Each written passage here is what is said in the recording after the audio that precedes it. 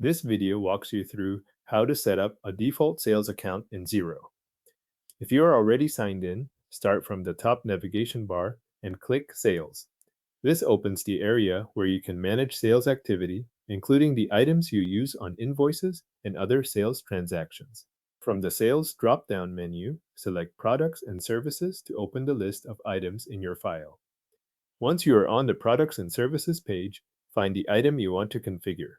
Take a moment to locate the correct one, since the default sales account you choose here will apply specifically to that item. When you have it, click the item name to open its details. With the item details on screen, move to the upper right corner and click Edit Item.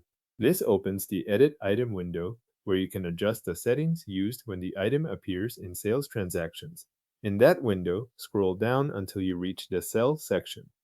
In the Sell section, make sure the Sell option is enabled for the item. If this option is not turned on, the sales settings for the item will not be available in the same way.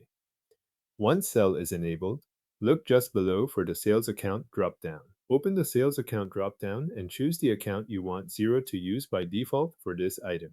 For example, you might select an account such as 200 sales, depending on the chart of accounts in your organization. Make sure you select the intended account before moving on, especially if several account names look similar. After selecting the sales account, review the rest of the information shown in the Sell section. Check the sale price, the sales account, the tax rate, and the description.